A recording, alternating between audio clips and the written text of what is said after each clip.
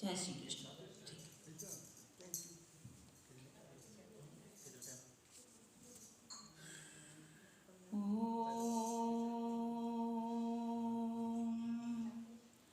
हरि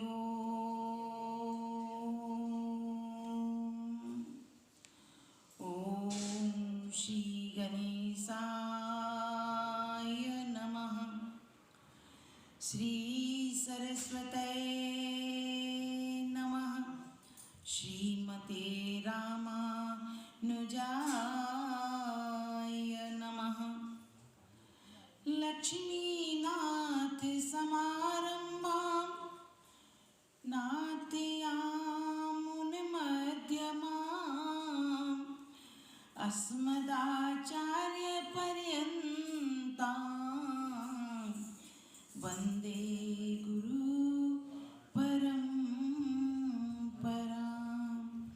वन्दे गुरु परम्परां।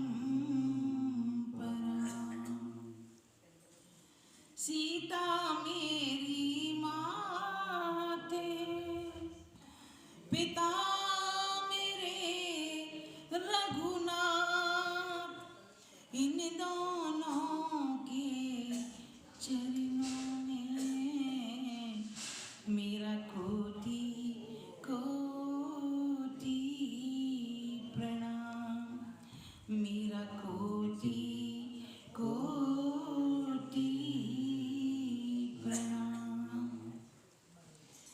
आए हैं तो प्रेम से लो हरि का नाम।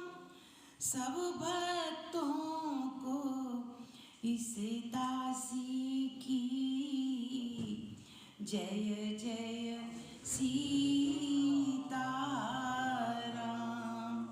जय जय राधे श्याम। जय जय श्री हनुमान।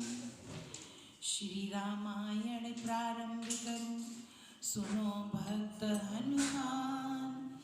आसन आनि विराजियो, कथा सुनो भगवान। सियावर रामचंद्र जी की जय। पवन सुत हनुमान जी की जय। उमापति महादेव जी की जय। बोलो रे भाई संतन की जय। मंगल भवन अमंगल हारी, द्रवहु तो दशरथ अजिर बिहारी। सिया राम ने सब जग जानी, करहु प्रणाम जोरे जुग पानी। करहु प्रणाम जोरे जुग पानी। परम मंगलमय परात्पर अखिलेश्वर, अखिल ब्रह्मांड नायक, परात्पर पर ब्रह्म भगवान श्री राम की वांगमयी प्रतिमूर्ति श्री रामचरितमानस को श्रवण करने के लिए आए हुए इस राधा कृष्ण मंदिर के प्रांगण में सभी भक्तों को जय सीताराम, जय राधे श्याम, जय श्री हनुमान। कल हमने सुना कि नारद जी ने जब कामदेव पर विजय प्राप्त कर ली, नारद जी ने जब कामदेव पर विजय प्राप्त कर ली तो उनको अहंकार आ गया। उनको अहंकार आ गया और वो सोचने लगे कि मैंने तो कामदेव जीत लिया, तो बहुत बड़ा मैं तो बहुत बड़ा काम कर लिया। जब यही बात उन्होंने शिव जी को जाके बताई तो शिव जी ने सोच लिया कि मुनि को अहंकार हो गया उन्होंने सोचा कि शायद ये ठीक हो जाए और उन्होंने थोड़ा समझाया। समझाने के बाद ये कहा कि हे मुनि, आपने जो मुझसे ये कहा आकर के आपने कामदेव को जीत लिया, ये बात श्री हरि विष्णु से ना कहना जाके। परंतु जब शिव जी ने उनको मना किया तो नारद जी का अभिमान और ज़्यादा बढ़ गया। नारद जी ने सोचा कि ये तो मैंने बहुत ऊंचा कोई काम किया है जिसकी वजह से शिव जी चाहते हैं कि मैं किसी को ना बताऊं, मैं किसी को ना बताऊं। अभिमान और ज़्यादा बढ़ गया। वो कहाँ रुके, उन्होंने सीधा हरि के पास गए और हरि को भी सब बात बता दी, विष्णु जी को। विष्णु जी ने भी मन में सोचा कि मुनि के बड़ा अभिमान हो गया है और इसको किसी न किसी तरह मुझे निकालना ही पड़ेगा, क्योंकि प्रभु इतने दयालु हैं, प्रभु इतने कृपालु हैं कि अपने भक्तों की, अपने परम भक्तों की हर प्रकार से सहायता करते हैं, हर प्रकार से वे सहायता करते हैं। तो ऐसा सोचते हुए प्रभु ने लीला रची और प्रभु ने सोचा कि नारद जी को सुधारना तो पड़ेगा ही, क्योंकि देव ऋषि हैं, परम प्रिय भक्त हैं, तो उनको मैं इस तरह से अभिमान के द्वारा ठगा हुआ देखना नहीं चाहता। तो आगे जो भगवान ने जब लीला की तो भगवान ने उन्हें तो भेज दिया, उनकी और तारीफ कर दी कि तुम जैसे मुनि को जीतना कोई बड़ी बात थोड़ी ही ना है, तुमने कामदेव को जीता तो कोई बड़ी चीज नहीं है कि तुम इतने ज्ञानी ध्यानी इतने तपस्वी हो, तो तुम्हें तो जीतना ही है। ऐसा सोचते हुए वे विदा लेके वहाँ से चलने लगे तो प्रभु ने अपनी माया रची और प्रभु ने एक बहुत बड़ा नगर उनके रास्ते में स्थापित कर दिया, जहाँ बड़े सुंदर सुंदर लोग वहाँ स्थापित कर दिए। और वहाँ का जो राजा था वो शीलनिधि नाम का था, उसकी एक बड़ी सुंदर कन्या विश्वमोहिनी, जिसका स्वयंवर रचा जा रहा था। जब नारद जी ने पूछा कि बड़ा सुंदर नगर है, ये कहाँ है, कैसे आया, तो वही कहा कि ये तो बहुत पुराना है, क्योंकि लोग तो वही बोलेंगे ना जो भगवान बुलाना चाहते हैं, तो लोगों ने वही बताया उनको। तो नारद जी सीधे राजा से मिलने पहुंच गए और राजा से जब मिलने पहुंचे तो राजा ने अपनी कन्या को दिखा दिया उनको, क्योंकि वह सब तो एक लीला थी, वह उसका एक पाठ था, न कोई दूसरा था, सब भगवान की लीला थी। जब नारद जी ने देखा कन्या को तो वे मोहित हो गए। और कल सब हमने सुना कि उसके गुण दोष बताने के बजाय सब अपने अंदर रख लिए, कुछ अपने मन से बोलने लगे नारद जी, और मन में ये सोचने लगे कि काश ये कन्या मुझे वरण कर ले। फिर वह कल कथा में सुना हमने, उन्होंने बहुत सारी लीलाएं की, नारद जी ने भगवान से रूप मांगा और भगवान ने उनको बंदर का रूप दे दिया। आगे की कथा आज सुनते हैं।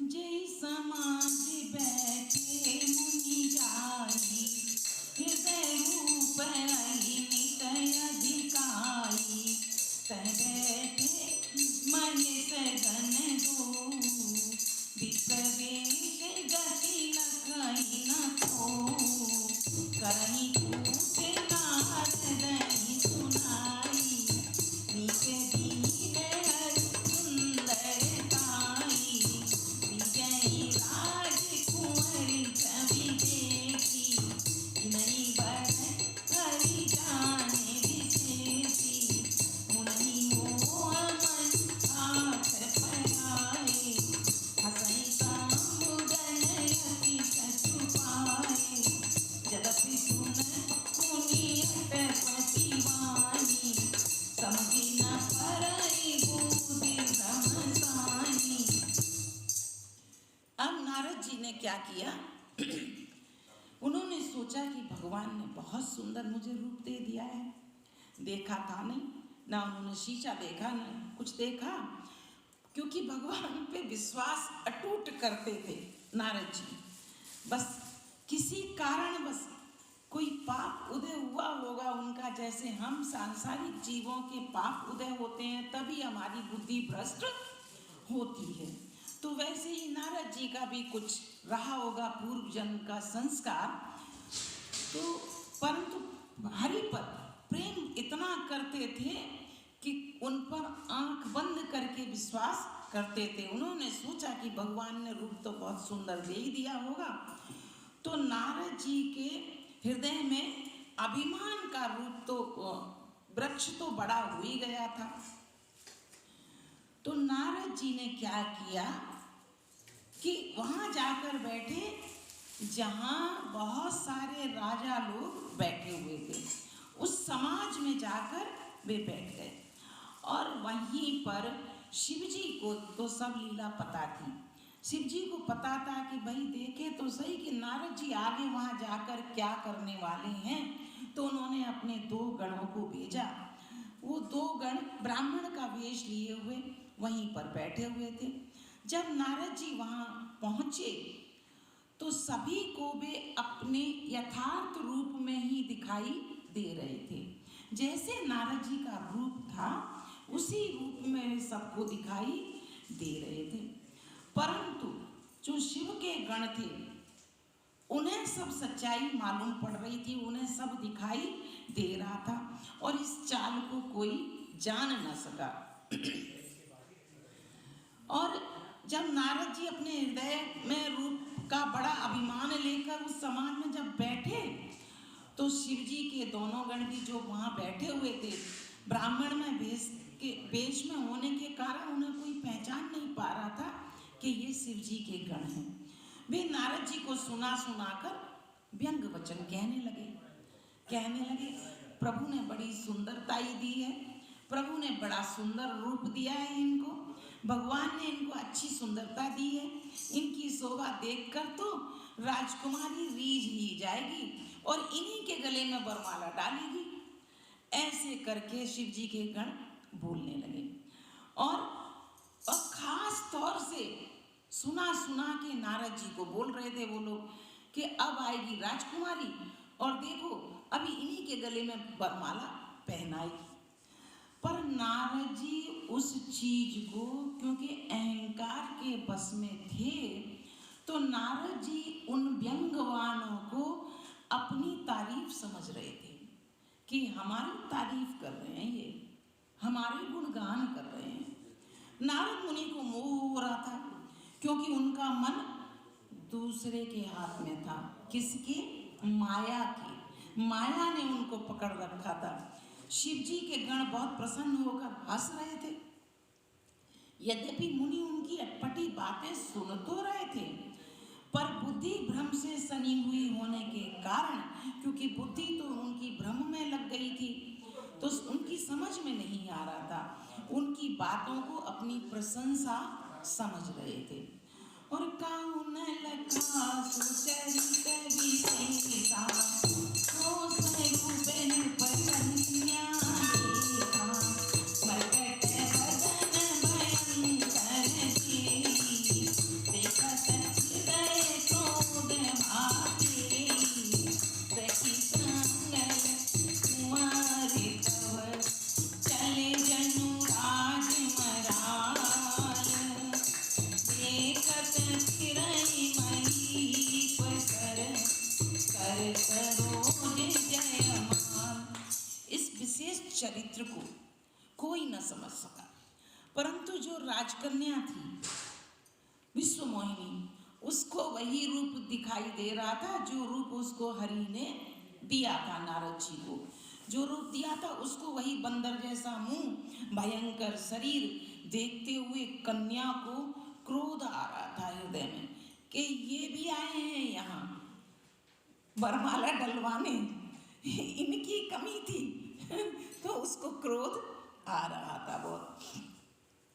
तब राजकुमारी सखियों को साथ लेकर इस तरह चलने लगी जैसे राजहंसिनी चलती है और अपने कमल जैसे हाथों में जयमाला लिए हुए राजाओं को देख देख के घूमने लगी। जहां जहां अब नारद जी क्या कर रहे थे, जिस लाइन में राजकुमारी जाए वहां से उचक के वहां बैठ जाए जाके, जिधर जिधर राजकुमारी जाए उसके तरफ मुंह करें कि हमें देख, हम बहुत सुंदर हैं और हमें वरमाला पहना। जहां जहां राजकुमारी जाए वहां वहां आगे आगे आगे आगे नारद जी पहुंच जाए। ये देख देख कर विश्व मोहिनी को और ज्यादा क्रोध आने लगा। और जो ही दिस बैठे नारद दूरी, सो दिस के न दियो की दूरी, पुनपुने मुनयो कसैया कुलाई, देखी दशा हरि कन मुस्काई, धर्म पतनु कहे कृपाला, कुंवरी हर से मेले जयमाला, दुल्हन गए लक्ष्मी वासा, द्रव समाग सम भयउ निराशा, मुनियति विकल मोह मति नाथी, मंदिरे गए चूति जनु गाठी, तब हर जन बोले मुस्काई, निर्मुख मुकुर बिलोक जाई, अस गई दो भागे भयवाई, बरन दीक मुन पाई निहारी, बेचु बिलोकी क्रोध अति बाड़ा, तिन्हि सरा दीन अति गाढ़ा, हो निशाचर जाय कपटी पापी को, हंसेउ हमें सोले उपल, बहुरे हंसेउ मुनि को। अब क्या हुआ कि जिस ओर नारद जी रूप के गर्भ में, उन्हें घमंड किस चीज का है कि मैं बहुत सुंदर हूँ, रूप के गर्भ में फूले बैठे हुए हैं, उस ओर उस राजकुमारी भूल के भी नहीं देखती, क्योंकि उसने एक बार उनका मुखमंडल सब देख लिया, तो अब वह तो क्रोधित पहले से ही थी। तो जहाँ जहाँ उचक के नारद जी जा जा के बैठते हैं, राजकुमारी उधर भूल से भी नहीं देखती। अब तो मुनि बार बार उचकते हैं, छटपटाते हैं कि मेरी तरफ देख क्यों नहीं रही, छटपटाहट लगी हुई है उनको। उनकी जो दशा थी वह देखकर शिव जी के जो गण थे वह मुस्कुराने लगे, जोर जोर से हंसने लगे। तो नारद जी को लगा कि ये हंस क्यों रहे हैं। इतने में ही श्री विष्णु जी, श्री भगवान राजा का शरीर धारण करके वहां आ गए, और राजकुमारी ने हर्षित होकर जैसे ही उनको देखा और विष्णु भगवान के गले में जयमाला डाल दी। जयमाला जब डाल दी तो लक्ष्मी निवास भगवान दुल्हन को लेके चलते बने।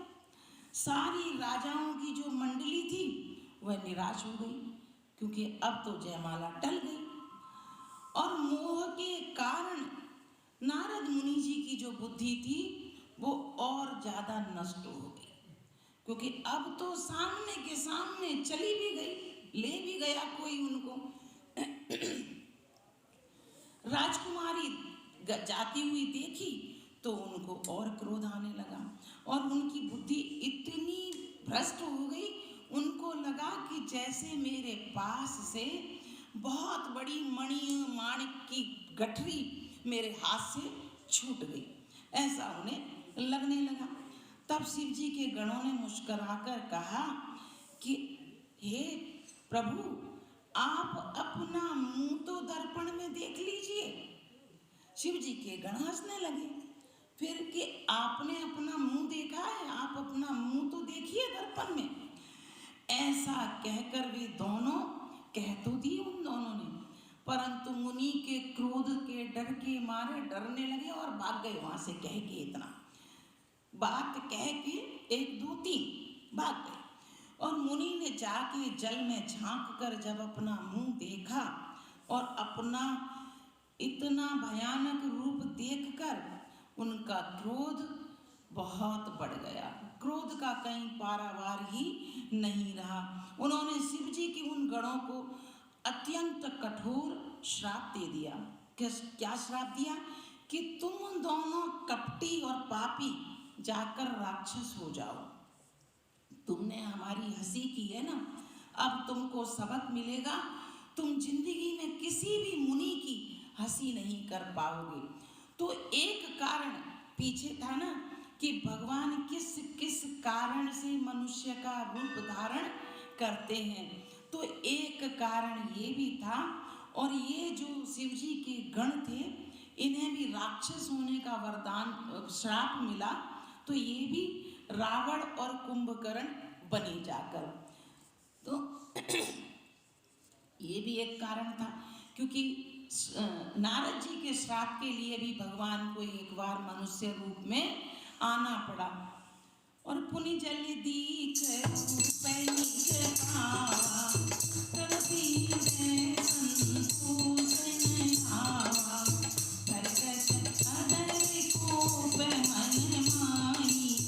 सपदी चले कमलापति पानी, देनो शाप की मरी हम जाई, जगत मोरे उपहास कराई, विजयी पंथ मिले धनु जाई, संगरमा सोई राजकुमारी, बोले मधुर बचन सुरसाई, मुनि कहाँ चले विकल की नाई, सुनत बचन उपजायति क्रोधा, माया बसन रहा मन बोधा, पर संपदा कतो नहीं देखी, तुमरे ईर्षा कपट विशेषी, मतक सीनो रुद्रई बौरायो, सुरन प्रेम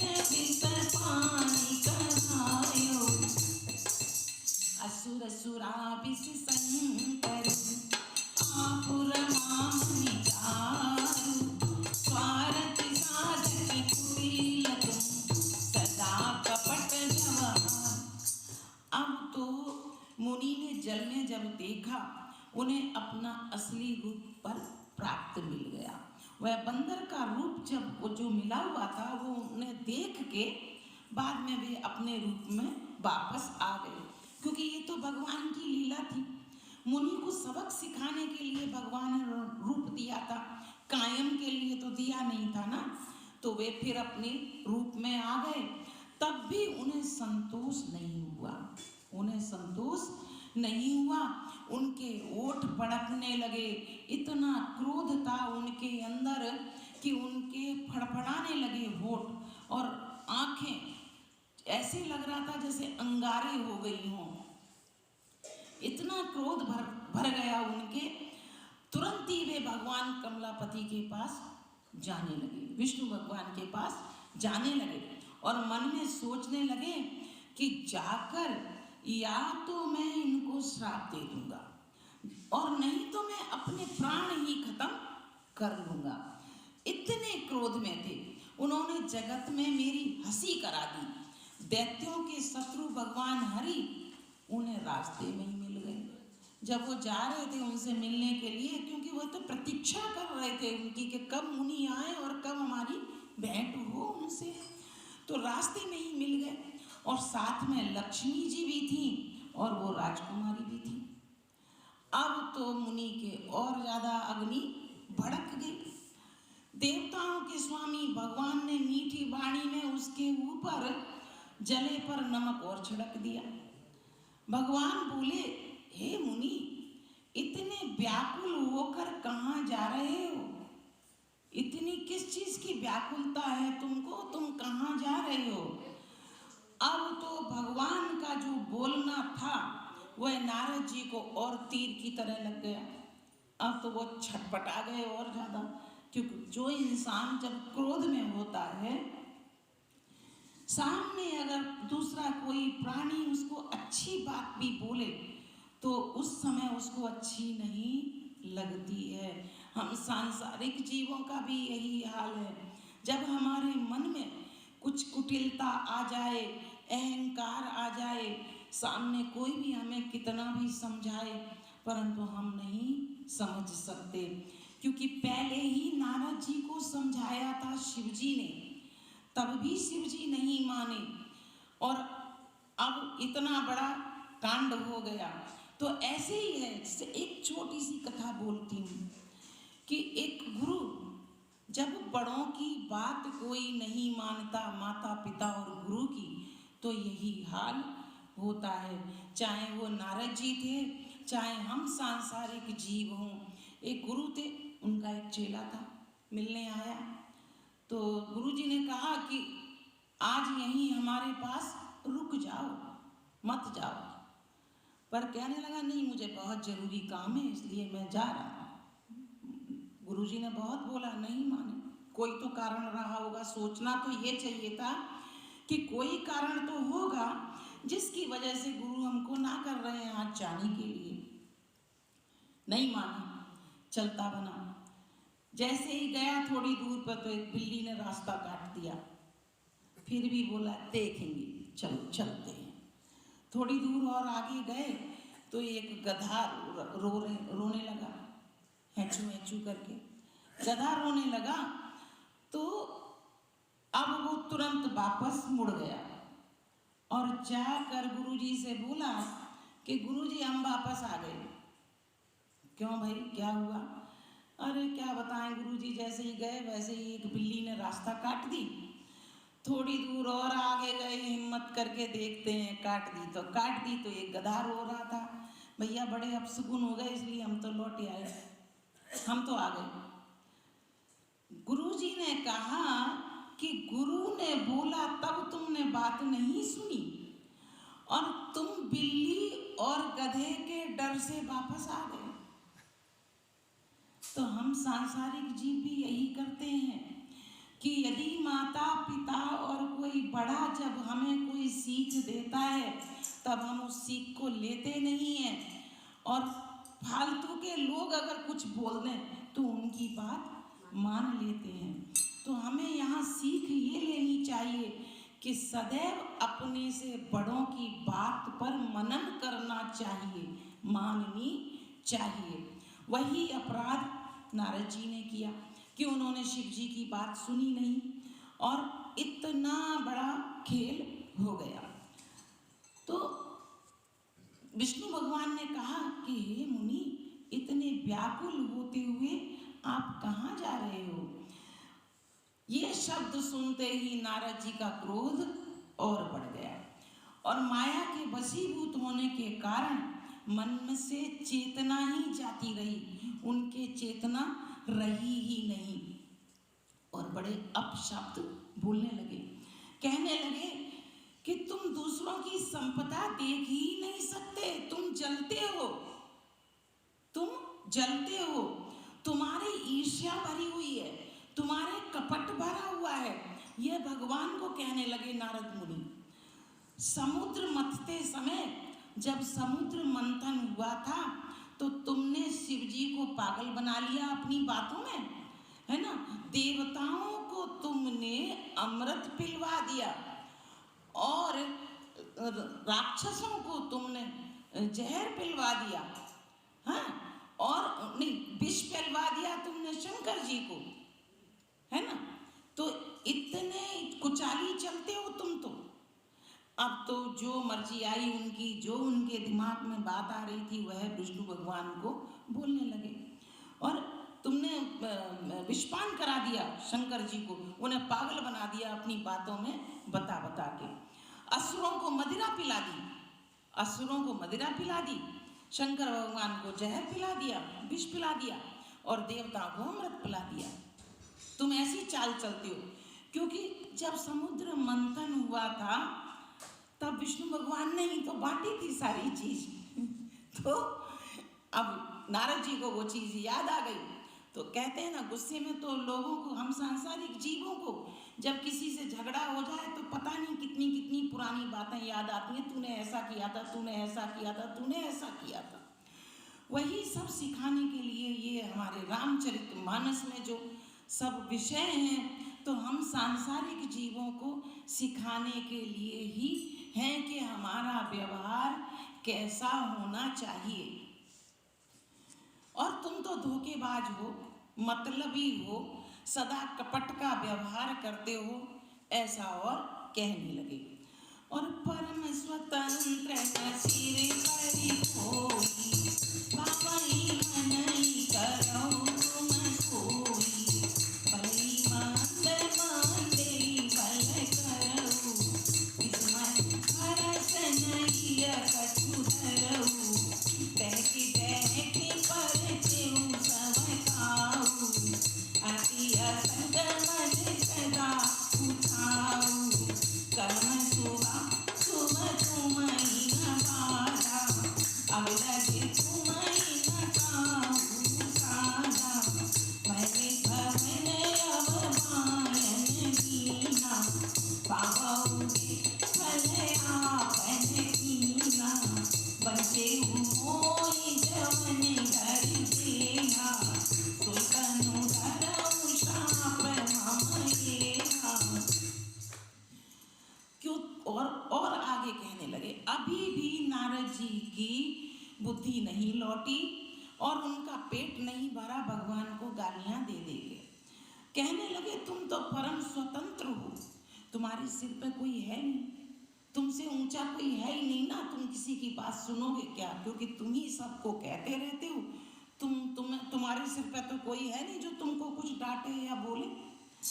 इससे जब जो मन में आता है सो तुम करते हो, स्वच्छंद तो हो, तुम तो वही करते हो, भले को बुरा और बुरे को भला कर देते हो, हृदय में हर्ष और विषाद कुछ भी लाते ही नहीं हो, ना किसी के लिए कोई हर्ष है ना किसी के लिए कोई विषाद है, जो मर्जी आए वो करते हो। सुनाते चले जा रहे हैं नारद जी, सुनाते चले जा रहे हैं, सबको ठग ठग कर खत्म कर रहे हो, सबको ठग ठग कर रख रहे हो, अत्यंत निडर हो गए हो।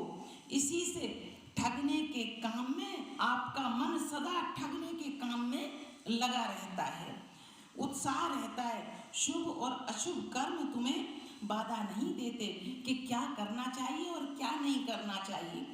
अब तक तुमको किसी ने ठीक नहीं किया, तुमको कोई शेर हो, तुम तो सवा शेर नहीं मिला, तुमको ठीक करने वाला कोई नहीं मिला। और अब जो तुमने ये मौका मुझे दिया है, अब तुमको पता चलेगी कि तुम्हारी चाल का तुम क्या परिणाम झेलोगे। अब तुम्हें पता चलेगा, तुमने ऐसे जबरदस्त आदमी से छेड़खानी की है जो तुमको अब पता चलेगी। अपने किए का फल अवश्य तुम पाओगे। जिस शरीर को धारण करके तुमने मुझे ठगा है, यहाँ आशय है तुलसीदास जी का लिखने का कि जिस शरीर को धारण करके, मतलब कि जब वह विश्व मोहिनी को जब ब्याहने गए तो राजा का रूप धारण करके गए विष्णु भगवान, तो मनुष्य शरीर धारण किया। तो यहाँ नारद जी का आशय है इस बात को कहकर कि जिस शरीर को धारण करके तुमने मुझे, मेरी होने वाली पत्नी को अपनी पत्नी बना लिया, तुमने जयमाला डलवा ली, तो तुम इस शरीर को धारण करोगे, ऐसा मेरा श्राप है। तुमको वही शरीर धारण करना पड़ेगा। इसी श्राप की वजह से राम का अवतार लेना पड़ा। और कपि आकृति तुम कीन हमारी, कहीं की सहाय तुम्हारी, मम उपकार कीन तुम भारी, नारी वीर तुम होव दुखारी, श्राप शीस धरे हर्षय्य, प्रभु बहु विनती कीन, निज माया के प्रबलता, कर कृपा निधि। तुमने हमारा रूप जो बंदर जैसा बनाया, नारद जी अभी भी शांत नहीं हुए हैं, बोले ही चले जा रहे हैं।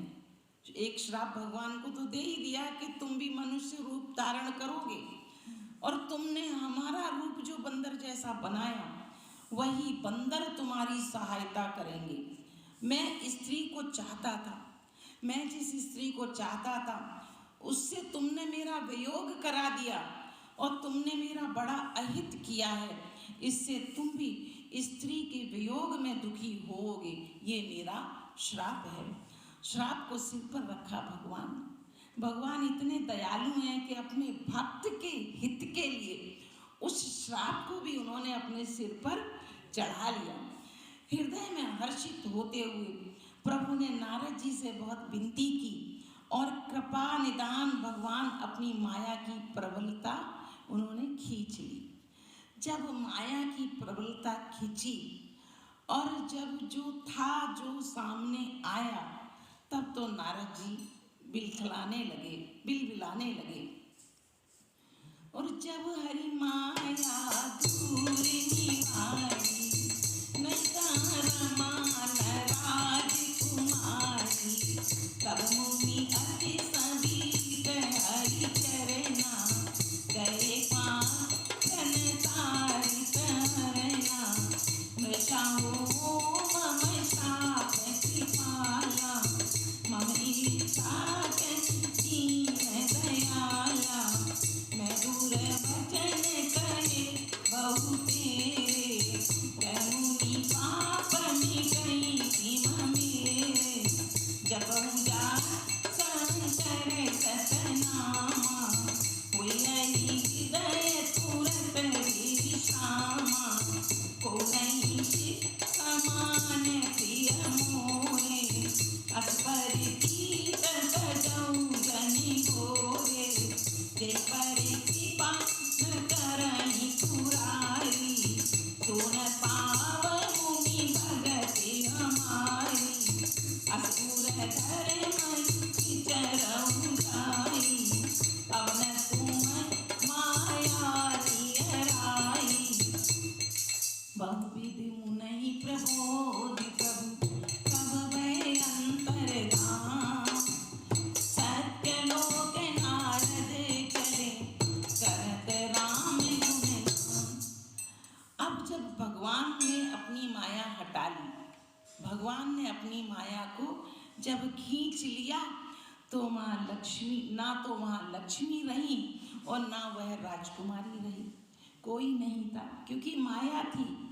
मुनि ने अत्यंत भयभीत होकर श्री हरि के चरण पकड़ लिए और कहने लगे, हे मुझे, हे शरणागत के स्वामी, हे शरणागत बच्चल, हे भगवान कृपा करने वाले, दुख हरने वाले, मेरी रक्षा कीजिए। बड़े आतुर हो नारद जी चरणों में गिर गए भगवान के और बारंबार प्रार्थना करने लगे, हे कृपालु, मेरा श्राप मिथ्या हो जाए, ये झूठ हो जाए। तब तीनों पर दया करने वाले भगवान ने कहा कि यह सब मेरी इच्छा से ही हुआ है, यह सब मेरी इच्छा से ही हुआ है। मुनि ने कहा, मैंने आपको अनेक खोटे वचन बोले हैं, मैंने बहुत ही बुरा आपको बोला, मेरे पाप कैसे मिटेंगे, मेरे पाप कैसे मिटेंगे। भगवान ने कहा कि जाकर शंकर जी के सतनाम का पाठ करो। आप जब सतनाम का पाठ करेंगे तो इससे हृदय में तुरंत शांति मिलेगी, क्योंकि मुझे शिव जी के समान कोई भी प्रिय नहीं है। शिव जी के समान मुझे कोई प्रिय नहीं है, और जो शिव जी की आराधना करता है वह भक्त मुझे अत्यंत प्रिय है। इस विश्वास को भूल कर भी न तोड़ना। हे नारद जी, इस विश्वास को भूल कर भी न तोड़ना कि जो शिव भक्त है वह मेरा अत्यंत प्रिय भक्त है। हे मुनि पुरारी, शिव जी जिस पर कृपा नहीं करते वो मेरी भक्ति को कभी नहीं पा सकता। हृदय में ऐसा निश्चय करके जाकर पृथ्वी पर विचरो। नारद जी को ये आदेश दिया भगवान ने कि तुम पृथ्वी पर विचरो और जन जन के हृदय में ये बात पहुंचाओ कि प्रथम जो शिव जी को पूजेगा वही मुझे पाएगा।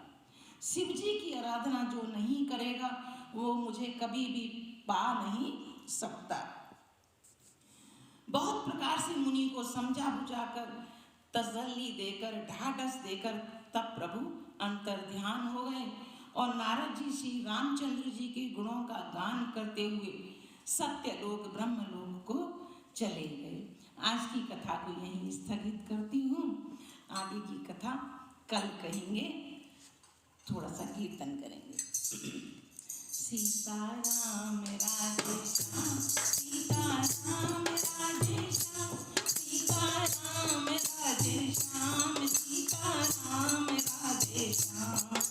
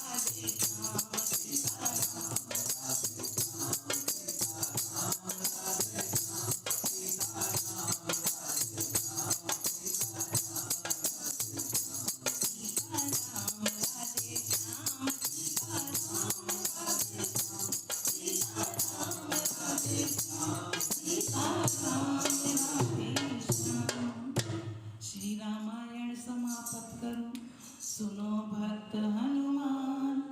जहाँ कहूँ राम चरित्र होए, ता तुम करो बयान। सियावर रामचंद्र जी की जय, पवन सुत हनुमान जी की जय। उमापति महादेव जी की जय। बोल